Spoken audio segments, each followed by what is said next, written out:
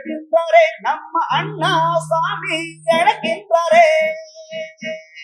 மாயன் மயம் ஆன்மீக அன்பர்களுக்கெல்லாம் என்னுடைய அன்பான ஆசீர்வாதத்தை தெரிவித்துக் கொள்கிறேன். மாயன் மயம் உங்கள் நலன் பொருட்டே இறையருளாலும் குருவருளாலும் மாயன் மயில தொடர்ந்து ஆன்மீகம் மட்டுமல்ல, அமானுஷ்யம் மட்டுமல்ல, ஜோதிடத்தையும் நான் கூறி வருகிறேன். குறிப்பா பாத்தீங்கன்னா நவகிரகனுடைய பயிற்சி, குரு பயிற்சி, சனி பயிற்சி, ராகுகேது பயிற்சி அத்தனையும் சொல்லி வந்தாலும் எந்த மாற்றமும் வாழ்வில் அமையவில்லையே என்று ஏங்கியவர்களுக்கெல்லாம் நவகிரகங்களும் நமக்கு நல்ல வாய்ப்பை தருகின்றது. அதிலும் சனி பகவான், அதாவது தன்னுடைய கடுமையான குணங்கள் மட்டுமல்ல, தன்னுடைய பார்வையின் கடுமையினால நம் வாழ்வை பாடாய் படுத்துகின்றார் என்றெல்லாம் நினைக்கின்றோமா? அப்படிலாம் இல்லைங்க. சனி பகவானை பொறுத்த வரைக்கும் கர்மாவின் கர்த்தா மட்டுமல்ல, நாம் செய்கின்ற வினைக்கேற்ற விளைவை தரக்கூடியவன் தானே. அந்த சனி பகவான் ஒரு அற்புதமான ஒரு வாய்ப்பு, ஒரு அருமையான சந்தர்ப்பத்தை நமக்கு வழங்குகின்றார். ஒரு நிகழ்வை சொல்கின்றேன். அதாவது பாத்தீங்கன்னா, ஒரு கிரகம் சூரியனில் இருந்து 5, 6, 7, 8 இடங்கள்ல சஞ்சரிக்கும் பொழுது அந்த கிரகம் வக்ரம் அடையும். அதைத்தான் வக்ர பயிற்சி என்பார்கள், பின்னோக்கி நகர்தல் என்பார்கள். ஒரு மனிதன் தன்னுடைய வாழ்க்கையில இப்படிதான் வாழ்க்கை, இதுதான் வாழ்க்கை என்று இல்லாம தன்னுடைய இயல்பை மாற்றிக் கொள்கின்றான் அல்லவா? அந்த இயல்பை மாற்றுவது அவனுடைய வாழ்க்கையில தொழில மிகப்பெரிய திருப்பு முனையாக அமையும். மனிதனுக்கே அந்த இயல்பு நிலை மாறும் பொழுது நவகிரகங்களாகிய சனி பகவான் தன்னுடைய இயல்பு நிலையில் மாறுகின்றார். மீனராசி இருக்கின்ற சனி பகவான் பாத்தீங்கன்னா அந்த நட்சத்திரத்துக்குள்ளேயே பூரட்டாதி, ரேவதி அந்த நட்சத்திரத்துக்குள்ளேயே ஒரு பயிற்சி ஆகின்றார், பின்னோக்கி நகர்கின்றார். ஏற்கனவே வக்ரம்னா என்ன நினைக்கிறோம்? ஒரு ராசியிலிருந்து இன்னொரு ராசிக்கு பின்னோக்கி நகர்தல். ஆனால் அந்த ஒரே ராசியில அந்த நட்சத்திரத்துக்குள் வக்ரம் அடைதல் என்பதெல்லாம் ஒரு அற்புதமான ஒரு நிகழ்வு தான். அதுவும் சனி பகவான், இவன் கொடுத்தால் எவன் தடுப்பார், இவன் தடுத்தார் எவன் கொடுப்பார் என்கிற ஒரு அற்புதமான ஒரு பயிற்சிக்கு சொந்தக்காரன் தானே சனி பகவான். அப்படிப்பட்ட இந்த சனி பகவானை பொறுத்த வரைக்கும் 2026 ஜூலை மாதம் 27 பயிற்சியாகி டிசம்பர் மாதம் 11 வக்ர நிவர்ச்சி ஆகின்றார். ஒரு அருமையான ஒரு மாற்றம் தாங்க, அற்புதமான ஒரு வக்ர நிவர்த்தி தானே. இது எவ்வாறு இருக்கும் சிம்மராசிக்கு என்று நாம் பார்க்க போகிறோம். சிம்மத்தை பொறுத்த வரைக்கும் அஷ்டம சனி தானே, அதையெல்லாம் தூக்கி ஓரம் வச்சிருங்க. வக்ர பயிற்சி என்பதே அவருடைய நிலையிலிருந்து மாறுறாங்க. அருமையான ஒரு வாய்ப்பு, நல்ல சந்தர்ப்பம் அமையுமா என்பதை இப்ப நம்ம சோழி பிரசனத்துல பார்க்க போறோம்.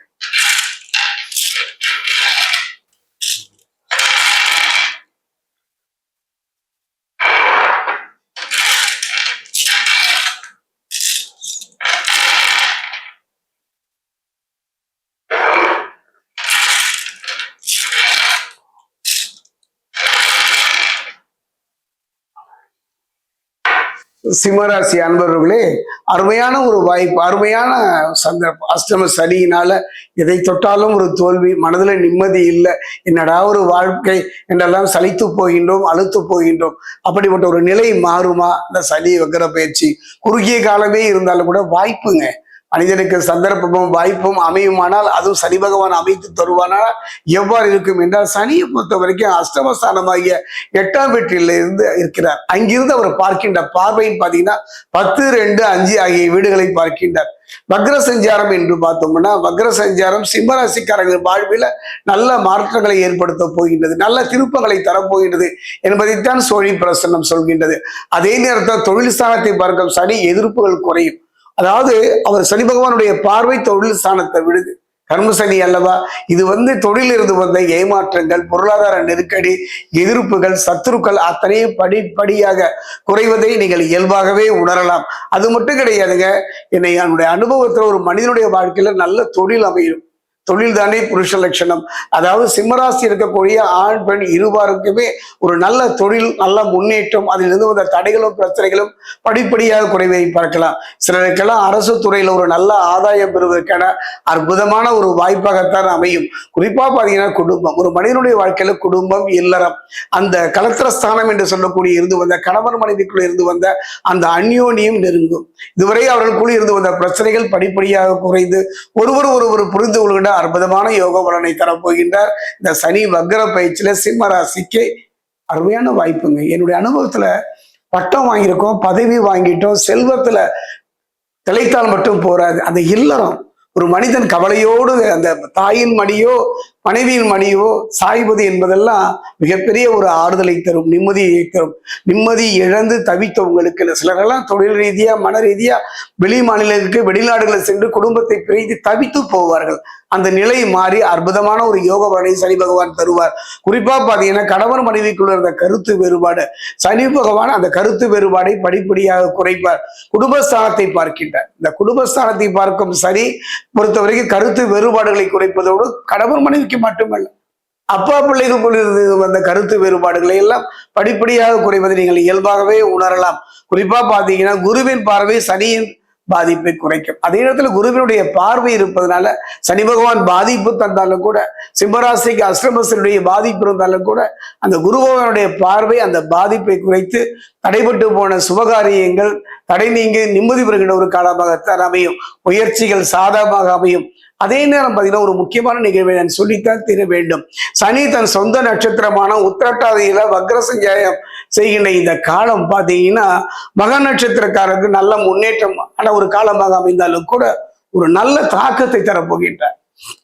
அது எப்படின்னா நீண்ட நாள் ஆசை அது திருமணமா இருக்கலாம், தொழிலா இருக்கலாம், வாழ்வா இருக்கலாம், வெளிநாடு கனவாக கூட இருக்கலாம்.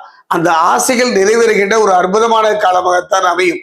அதே நேரம் பார்த்தீங்கன்னா ஒரு நல்ல மாற்றம் இதுவரை தொடங்கி ஆரம்பம் முதல் இன்று வரை போராடினீங்க, ஒரு முயற்சி எடுத்துங்க. அந்த முயற்சியில் இருந்த தடைகள் படிப்படியாக குறைவதை இந்த காலகட்டத்தில் அமையும். ஒரு மனிதனுடைய வாழ்க்கையில இந்த ரெண்டு இருக்கக்கூடாதுங்க. அதுதான் ரணம் ருணம் என்று சொல்வார்கள்.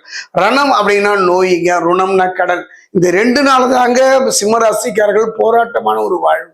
அந்த நிலையும் படிப்படியாக மாறுவதை இந்த காலகட்டத்தில் நீங்கள் உணர்வீர்கள். அதே நேரத்தில் பார்த்தீங்கன்னா நான் அடிக்கடி சொல்லுவேன், ஒரு மனிதனுடைய வாழ்க்கையில ஆசைகள் இருக்கணுங்க. நல்ல நல்ல ஆசைகள், ஒரு நல்ல வீடு, ஒரு நல்ல மனைவி கணவன், நல்ல பிள்ளைகள், நல்ல தொழில், கை நிறைய காசு, வண்டி வாங்கணும், இதெல்லாம் ஒரு ஆசைகள் தான். ஆசைப்படுவதில் தப்பு இல்லை. அத்தனைக்கும் ஆசைப்பட வேண்டும். அந்த அத்தனை ஆசைகளும் நிறைவேறுமாண்டா நம் கையில இருந்துங்க. திறமையும் அறிவு மட்டுமே வெற்றி எடுக்கிற இல்லை. அதை தரக்கூடிய ஒரு சக்தி யாருக்குன்னா நவகிரக நாயகன் சனி பகவானுக்கு தான். அந்த வகையில் இந்த சனி வக்ர பயிற்சி சிம்மராசிக்கு பொருளாதார முன்னேற்றத்தை தரும். அதே நேரத்துல பேச்சுல கொஞ்சம் நிதானம், பேசும்போது கவனமா இருங்க. தானுண்டு தன் வேலையுண்டு இருங்க. அடுத்த ஒரு முயற்சியில தேவையில்லாமல் தலையிட்டு பிரச்சனைகளை வளர்த்து கொள்ள வேண்டாம். பேச்சில் நிதானத்தை கடைபிடிப்பது ஒரு அற்புதமான யோகம் தரும். ஒன்று நிகழ்வை நான் சொல்லிக் கொள்கிறேன். சிம்மராசியை பொறுத்த வரைக்கும் தேக பலம் மனோபலம் இருந்தாலும் கொஞ்சம் தெய்வ பலம் இருந்தாலும் நல்லது தானே. அந்த வகையில் பார்க்கும்போது நம்முடைய முன்னோர்களும் ரிஷிகளும் மகான்களும் பார்த்தீங்களா ஆலயங்களில் அமைத்து அந்த ஆலயங்களில் சில நிகழ்வுகளை எல்லாம் நகர்த்தினார்கள். அதுல முக்கியமான நிகழ்வு பார்த்தீங்கன்னா வருடத்திற்கு ஒரு முறை சீதா கல்யாணம்னு பார்ப்போம், மீனாட்சி திருக்கல்யாணம்னு பார்ப்போம். அதையெல்லாம் எதற்கு அமைத்தார்கள்? அந்த நிகழ்வுல நம்ம கலந்து போகும்பொழுது கடவுளுக்கு திருமணமா உண்மைதான். அதை பார்க்கும் பொழுது நமக்கு ஒரு வாழ்க்கையில நீண்ட நாள் தள்ளி போன பிரச்சனைக்குரிய ஒரு திருமண தடை நீங்காதா, சுபத்துவ பாதை அமையாதா, சுபகாரியங்கள் நடக்காதா, இதெல்லாம் கலைஞர்கள் அல்லவா அந்த நிலை மாறும். நல்ல கணவன் நல்ல மனைவி அமைவதற்கும் அதில் இருந்து வந்த பிரச்சனைகள் படிப்படியாக குறைவதற்கு தான் இப்படிப்பட்ட நிகழ்வுகளை எல்லாம் நம்ம நடத்தி தந்தார்கள்.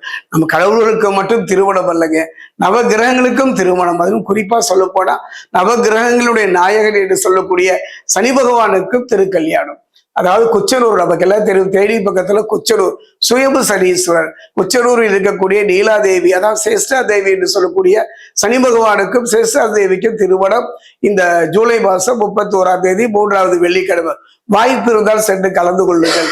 அது மட்டும் கிடையாது, அவ்வாறு வாய்ப்பு அமையவில்லையே என்றால் இந்த சனி வக்ர பயிற்சி காலத்துல நான் சொல்வதுகிட்ட ஒரு அற்புதமான சூட்சமமான ரகசியமான ஒரு பரிகாரம். 2 பொம்மைகள் என்று சொல்வார், காகத்தினுடைய 2 பொம்மைகள். கல்வி பண்ணால் நீங்களே செஞ்சுக்கலாம். பிடித்து வைத்தார் பிள்ளையார் என்பதை போல எப்படி இருந்தாலும் சரி 2 காக பொம்மைகளை செய்து வைத்துக் கொள்வது. 3 முறை தலையை சுற்றி ஒரு பாக்கு தட்டோ இல்லை ஏதோ ஒரு தட்டு எடுத்துக்கங்க. அந்த தட்டுல பாத்தீங்கன்னா கொஞ்சம் பொறி கொஞ்சம் உப்பு வச்சு அந்த கொண்டு போய் அருகில் உள்ள சிவாலயத்தில் இருக்கக்கூடிய அல்லது தனித்து இருக்கக்கூடிய சனீஸ்வரன் பாதத்துல சேர்த்திருங்க. இது மிகப்பெரிய ஒரு தாக்கத்தை, மிகப்பெரிய ஒரு மாற்றத்தை இந்த சனி வக்ர பயிற்சி காலத்துல சிம்மராசிக்கு தரும்.